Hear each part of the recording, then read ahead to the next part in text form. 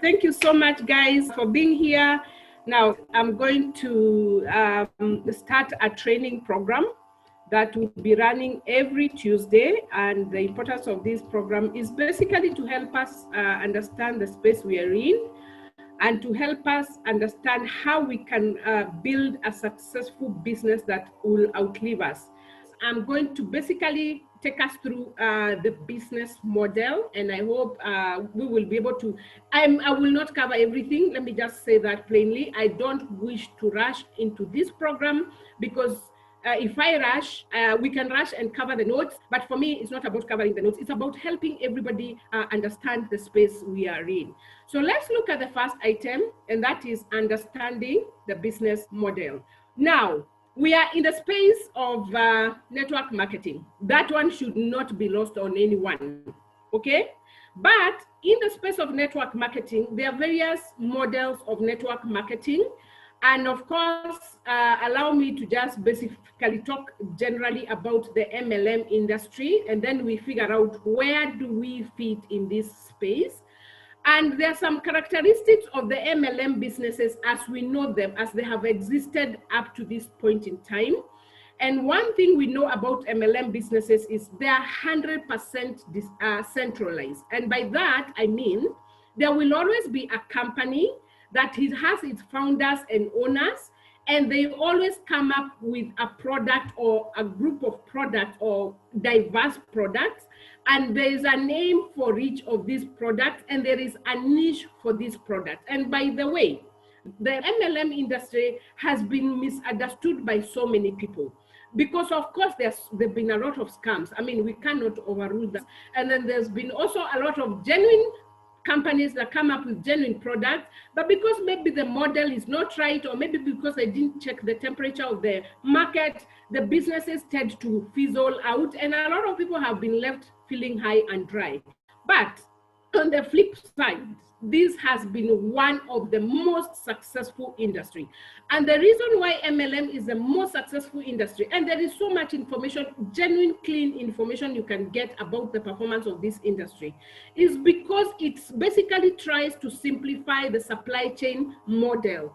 So basically, in a traditional business, the supply chain is such that there will be raw materials that come from somewhere, they go into a manufacturing plant, and then they get into the final product. You can put the loaf of bread in that value chain. That's how it is. There must be a farmer growing wheat somewhere, and then there must be somebody who converts the wheat into bread, and then the bread is taken to a distributor, and all products follow that value chain. And because of that, by the time the product gets to the final consumer, it's very expensive. Why? Because you have to factor in the profit of the farmer, profit of the retailer, and all that costs, unfortunately, is borne by the end user.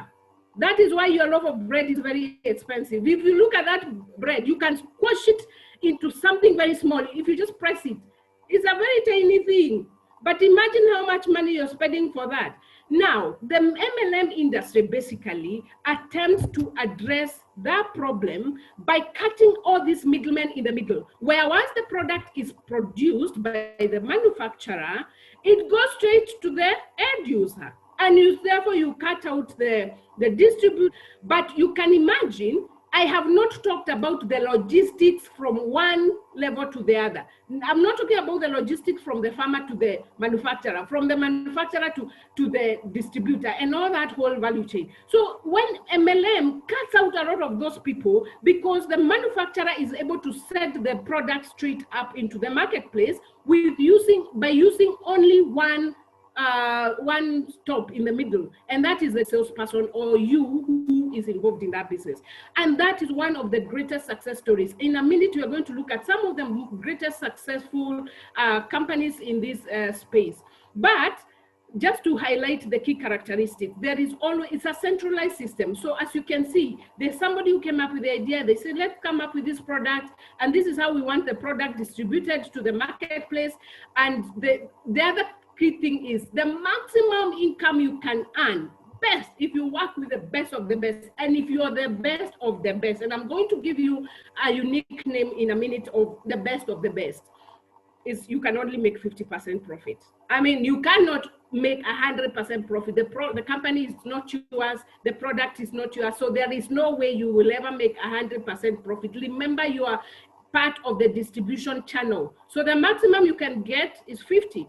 And so that means basically somebody limits your income, okay? Because you have to, once you get into the model, somebody determines how much you will take home. In most cases, we know the average income, commissions, earnings here and there, 10% if you're very lucky. And then of course there are trust issues. Anytime you're in a centralized business system, trust is a key thing. I mean, the reason why a lot of people have been hurt in this industry because of trust.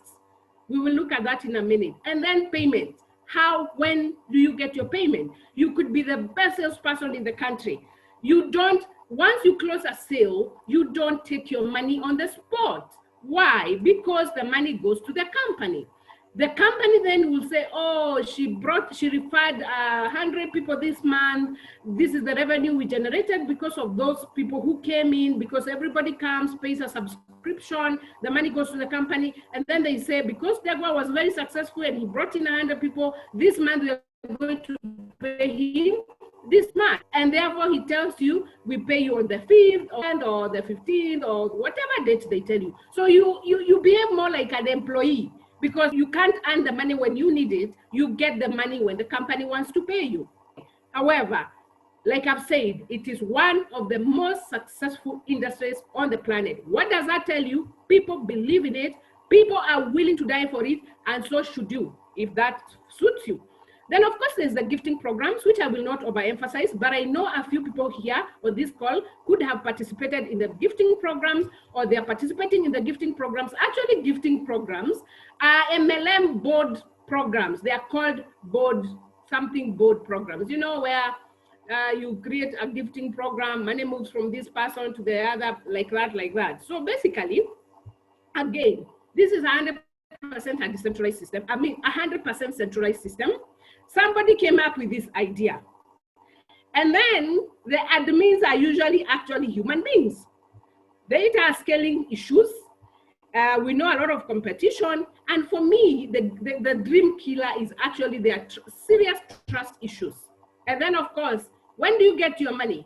When the entire gifting circle finishes, that's when you get your money. And some people, we all know, they have gotten money. Money is supposed to move to the next level. It doesn't get there. So again, if that is your area, just know that's how it works. Now, the other one that most people love, people are crazy about, is the return on investment programs. And they're not going to go anywhere. They've always been there. They will always be there. First, they are 100% centralized. Basically, this is a profitability metric on an investment where you're told, we invest in this area. This is what we do. So we collect money from people, we pool the resources together, we invest them in this space, and therefore we shall be giving you a percentage return. That return could be quoted per day, or per week, or per month, or annually, depending on where you're putting your money. Now, the one key thing you should know about returns on investment program is they do not account for the holding period.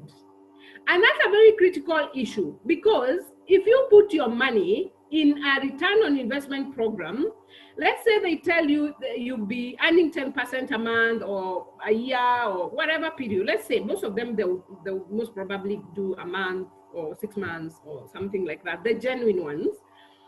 You cannot remove your funds until that period is over, because if you remove your funds, then you forgo the return. That is not good.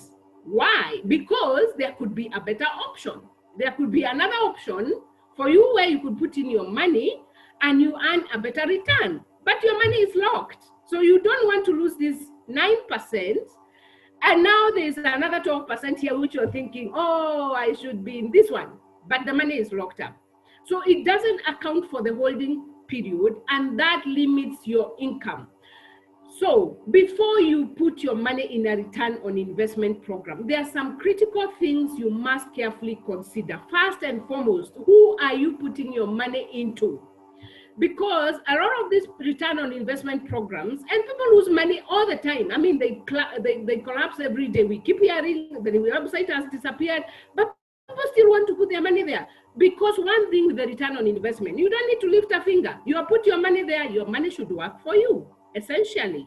But the question is, have you done your proper due diligence, which is where most of us have failed? In fact, if you ask me, if you want to put your money in a return on investment program, please put your money in the bank. Put your money in the treasury bonds. At least you know you're dealing with the government and it's going to give you a return. And before the government can collapse, the website of the government will not go anywhere. But before the government can collapse, there are other people there. If you're not familiar with the story of Greece and the bailout by Germany, that should be a key area of interest to you guys. And let's not take some of these things for granted. Don't sit there and say, me, I'm not in the financial space, so I don't understand those things. I would highly recommend that you all go online. I will look for a link and I will share it in the group for people to read on the bailout program of Greece by Germany and why Germany was very keen on bailing out Greece. It's not like they love them, but before a government goes under and goes with your money, because you know a lot of people invest in these government treasury bonds and bills, before investors lose their money, clearly another government may want to take care of that, because that can have major repercussions around the world, because most of these investors are not necessarily people from that country. And that is why you would want to be in a place, if you're doing a return on investment, invest your money in a place where you know you can be rescued. Now, if you put your money in the bank, make sure your money is safe. Even if you don't get the whole thing of what you had invested in that bank, you get at least a certain percentage. So these return on investment programs that keep popping up everywhere on the internet, how do you know who is the person behind it? In case there's a problem, how do you get bailed out? How do you get your money? Those are the things. And please, like I'm saying, don't say I'm not in the financial space. If you're not in the financial space, then don't put your money. If you put your money, you're in this financial space. So you must understand. Now, smart contract. This is our space, people. We are in the space of smart contracts. And for me, I want you to see the first item. Everything else is centralized. We are in 100% decentralized space. And you need to understand this. And everybody who comes into your business needs to understand this. What basically is the meaning of decentralization? We shall look at that when we are analyzing smart contracts. Number two, you get instant payment. Instant, like if you close a business, you get your money on the spot. It's like the shopkeeper who buys bread and they sell the loaf of bread. The money comes to them on the spot. It doesn't need to go through somebody to process it and then they decide to pay you. It's yours, and it comes to a custodial wallet. Those are some of the things we're going to be covering in the basic classes so that you can understand what's the difference between a custodial wallet and an uncustodial wallet. And in a nutshell, a custodial wallet is the wallet where you have 100% control. An uncustodial wallet is anywhere where your money sits in a wallet hosted by somebody else. And I don't want to name names, but we all know here in Kenya, we love to use a particular product. The wallet sits with the company. It's not a custodial wallet. Just know. Number two, you earn 100% profit, especially on our X3 and X4 program. And let me tell you guys, I look at this business and I'm like, this is a game changer. I mean, like if I work, I'm paid 100% instantly. I don't know where else you do that kind of business. The other one, of course, is 100% trust issue. You know why? In the decentralized environment, we have eliminated all the middlemen. We are not dealing with any human being. We are interacting with artificial intelligence. And by the way, guys, did you know that Dubai appointed a 27-year-old as their Minister for Artificial Intelligence? And his assignment is to study how Emiratis will live in the moon in the next 100 years. That is how artificial intelligence, that's where we have gone. So if you're not understanding artificial intelligence, we're in that space. So we might as well find out what's going on there. So that gives you basically total control And the other thing is you are paid in cryptos, not fiat currencies. All these other programs, you can be paid in cryptos or you can be paid in fiat currency, depending on what you choose. But in our smart contract, we are paid in cryptos. The beauty of cryptos is they're not controlled by any central bank. So there's nobody printing them at will. I know they do experience what is called market volatility, but if you look at the trajectory of the cryptos that are genuine, because there are many others which are coming and dying off, they are all on an upward trajectory. They are store of value. They appreciate. I don't know, I've just told you, your money loses value every time. That's why a loaf of bread one day is 50 bob, the next day is 55, and the size has not increased. There is no fiat currency that I'm aware of that appreciates in value, because every central bank, every time they print new money, the value depreciates. But cryptos, on the other hand, are appreciating. If you draw the line, you will see they are stores of value. Now, that in a nutshell is just to help you paint a picture of the models that exist in the space we are in. So let's briefly, in the next remaining 15 minutes, let's try and look at the MLM as I've outlined, and then in the next program we shall cover the 3 other programs. Now, I will first of all start you off by painting a picture of some of the most successful MLM companies on the planet today. And market leaders. 1, Avon Products.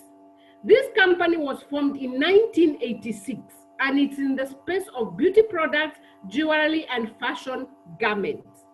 Now, if anybody thinks MLMs don't work, look at the figures, people. Their annual sales are averaging at $11.3 billion. $11.3 billion. They have a sales force of 6.5 million associates. Now, I should tell you something. Why would 6.5 million people be waking up every day to sell a product of a company they don't own? It's because they know they can make a lot of money and they know that it pays. The only thing is they're paid the percentage of their effort. And imagine they still wake up. 6.5 million people. Look at Amways. Amways was formed in 1959. That's when the company was created. It is in the cosmetic products, food and beverage products. The annual sales are averaging at $10.9 billion. They have a sales force of over 3 million people. The third one is Herbalife. It was created in 1980. It is in the cosmetics, personal care product, and nutritional supplements. Their annual sales are 4.8 billion. They have over 2.7 sales associates. The question I was asking myself as I was looking at these figures is, how many associates do I want in my business? And how many years do I want to be in this business? I mean, these businesses have gone through, maybe experienced the toughest times. I mean, they've experienced every season, the good, the bad, the ugly, and anything, and they have survived. Why have they survived? Okay? And so if they have survived, why would you come into a business, into a market like this that has this kind of potential, and even more as we shall see now with the emerging of the decentralized economies? Why would you be giving up in 2 days? If the owners of these companies had given up in the first year, maybe like let's say 1986 was a difficult year for Avon Product. If the owners had given up, what would be happening to the 6.5 million people who are depending on these products to earn a daily living? Start thinking, I mean, think about the business here. 6.5 million people being impacted directly. How many people do you want to impact? Anyway, having seen how successful this is, remember I've only picked the 3 most profitable market leaders in the industry. Having seen that, let's look at what are some of the key characteristics of MLMs. These characteristics are present in those companies, yet they have recorded that kind of success. And as we go through these characteristics, you can be able to start looking at, is this what we are in? Is this not what we are in? Some things might line, some may not line. But number 1, when you're getting into the MLM industry, you must look at the key things that everybody looks at, and the ones who have succeeded, the things they look at is the company leadership. You must be able to understand who are the people behind this company, what is their experience, how ethical are they people of integrity, are they mentioned in every scam, or are they people that people can identify with and want to do business with? Now, if these three qualities or characteristics are present and inherent in every company, if people are paying attention to these things, then why do they get into businesses that collapse? I mean, I'm not like asking those people. I've been one of those people, because most of us don't. We don't even pay attention. So like, for example, if I was just to throw a spanner in the works and I know this, I may be coming ahead of myself. Are you aware if we are in a company space or not a company space? What do you think? Okay. So you need to be asking yourself, because sometimes go to presentation, talk to people, and they're like, who are the owners of that company? And I'm thinking, oh my God, we are in a decentralized space. There is no company. But if you are in a company, those are three very integral things to look at. The other one is the timing of industry and the company. By the time somebody is bringing in a new product or starting a new company or starting a new venture, first and foremost, is the timing right? Okay, is the industry they are going into the right one? Number one, is there a demand for that product in the current and in the future? Because if there is no demand for that product, there could be a demand now, but in the future, if the demand is not certain, why would you get into it? My question, just start thinking, the space you're in, is there demand in the current and in the future? How does the future look like? Those are some of the things you start asking yourself. Number two, what is the profit potential? The reason why most people give up is because they are told, you make this, you do this, you earn this. The question is, what are the profit potentials of that business you're getting involved in? What is the company track record? Now, for me, the beauty is, I'm not even in a company setup, but I'm just giving you highlights of what works and some of the things that people ignore, and that's why they have suffered greatly. Then, there has to be a flagship product, which has to be remarkable, okay? Now, the thing is, for anybody to realize long-term success and earn long-term residual income, you need to have a product where customers keep reordering. People must, basically, the demand and supply must be a continuous thing. People must continuously be in demand of that, and there has to be continuous supply. So, for example, a lot of people go into this industry expecting to hit a jackpot today, and then tomorrow when they realize, oh my God, people don't need this thing anymore, or there's a better competitor, the thing goes, they start getting shaky, and they start talking bad, and they say, this industry doesn't work. Then it works, guys. It works, and it works so well. Now, that gives you what we call a purple cow. Now, a purple cow, basically, is an attention getter or a standout product for you to succeed, because there's so much competition, especially because of the internet and the internet way of doing things. You must have a purple cow. For example, Facebook is a purple cow. Nobody else has been able to come up with another product that has outwitted Facebook. And basically, think about cows. Can you imagine? Cows are black and white and brown, and light brown, dark brown. Imagine if there was a purple cow in a herd of cows. It stands out. This is attraction marketing, you know, where, oh my God, everybody's like, what is this purple cow? How can a cow be purple? Then they start analyzing the cow. The cow is attracting people. So for a product to succeed, for Avon to succeed, for Amway to succeed, they have had to develop a purple cow, which they have to keep re-engineering so that it keeps getting the attention and it keeps standing out. And that keeps people coming back. Now, of course, there is also the need for multiple great products. And if you look back at those products, those companies I've talked about, none of them is only selling one product. Why is that so?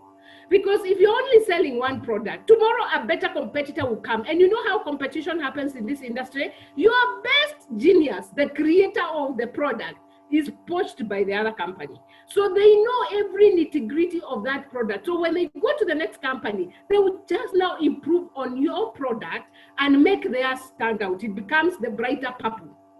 So these guys have to keep on having many products, several products, 2-3 different lines, so that they can continue generating revenues, and they can continue keeping the people coming to them. Now, the other thing is the compensation plan. Now, you cannot be in the multi-level business marketing industry if you're not familiar with the compensation plan, because this is where you earn. What I've talked about is how the companies benefit. This is where the rubber meets the road. How do you earn? What we know in this industry is that it pays both part-time and full-time entrepreneurs, okay? And most of them earn a fair percentage or a reward for promoting the product, not just for recruiting reps. So they will earn a reward for the product, and they'll also earn a reward for recruitment. Now, one of the things you need to understand, which could be very practical in the space we are in of smart contract, is that 90% of the people who play in this industry are part-timers, okay? They do this on part-time basis.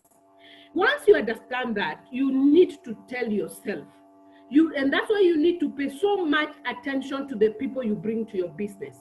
The part-timers have a need to realize a profit fairly quickly. Okay, if they come and you told them this is how the product works and they will make this kind of money within this period of time, if they come and they don't get that, they leave. 90% of your business can walk away. Now, you cannot afford to sit there and watch 90% of your business walk away. So how do you make sure you keep these 90% part-timers?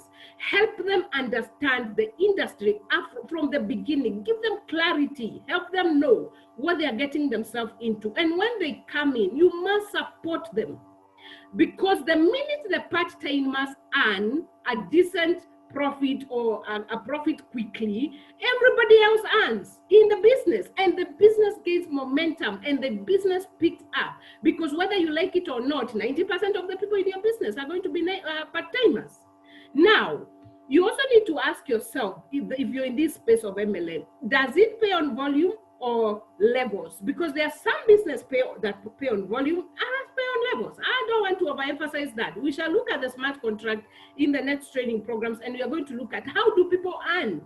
Now, obviously, most people want to earn on volumes of the volumes they've made, not just the rebels, not just the people they have recruited, because recruiting can be very tough. You recruit people who do nothing. So if you just recruit them and they do nothing, then your income fizzles out. But when you're paid on volume and levels, that kind of gives you motivation to stay in the business. Then the other one you must ask yourself is, does it have a duplicatable, proven system? And in this case, we are looking at, is there upline support? Is there training? Is there mentoring? Because the minute this is incorporated, then you can help the people you bring into the business to duplicate themselves. If you're mentoring the people you bring in, they will mentor the people they bring in, and everybody gets mentored, and everybody gets trained, and everybody gets support, and we are all very happy. Now, when it comes to mentoring, you must have accurate information on accurate knowledge through education. And that's why we have a program like this. Because if you're seated here and you have referred one single soul into this business, and you are not sure of the business yourself, you don't have the facts, you don't understand how it works, how will your people know? So the problem will be perpetuated from day one. You bring people who don't know what they are doing, or who don't know how the compensation plan works, right? Who don't have the relevant information. And before you know it, the word out there is so bad and it's killing your business. And we don't want that to happen. Then, of course, there has to be development of basic skills. And this calls for a lot of personal initiative. We can develop programs to train and mentor our people, even as we are being mentored by the people who are better than us. But if you don't personally own it and make sure you develop yourself, if all you do is wake up and go to talk to people, but you don't even know how to set up a wallet, you don't know the basics, then everything else will become irrelevant. So you must take personal responsibility and make sure you are acquiring and upgrading your basic skills. And then once you do that, take action to apply and share the knowledge with others. That's basically now is what we call mentoring. When you acquire knowledge, knowledge is so good, knowledge sets you apart, but I always like to say this. Knowledge is power, but applied knowledge is where the real power is. I can be the best professor, But if I cannot translate that knowledge to other people, I will just be buried and the grave will be very rich with a lot of knowledge. Let's borrow from Miles Monroe. Let's rob the grave of knowledge. Let's rob it of resources. By the time we go to the grave, let's make sure we have emptied ourselves into the lives of other people so that they can be better than we are. So basically, that is just to highlight the characteristics of this industry. As you can see, some of the things I've talked about will directly apply in the space we are in of decentralization, but others, we can only learn from them. And let me tell you guys, you cannot become good at what you do unless you learn from others, unless you learn how do other people succeed. We keep saying we have been exposed into the centralized models of business, so we must look at them and ask ourselves, how can a company survive from 1959 to date and still be one of the best multi-level companies on the planet? What are some of the things they have done that we can borrow from? Because we are not in this for today and tomorrow. We are in this for the long haul. And I will stop at that. I know I've taken a bit of time to just sort of set the tone, but as you can tell, it's going to be a very exciting time for all of us. We shall be looking forward to this training. What I want to urge you is to make sure in the next training, if you have signed up a soul in this business, let them be in this training. Nobody invested in this program to throw away their money. Everybody invested with the hope of realizing a dream. Whether that has happened or not is not the issue. The issue is, how do we get them to succeed from today going forward? So with that, thank you so much, guys, for taking your time. And I wish to stop there. We shall pick up, and I hope that has added a bit of value. So I'm going to return this meeting to Shiro, and I believe this call was being recorded, so it shall be released as soon as possible. So Shiro, thank you so much for giving me this opportunity. Allow me to hand over the meeting back to you.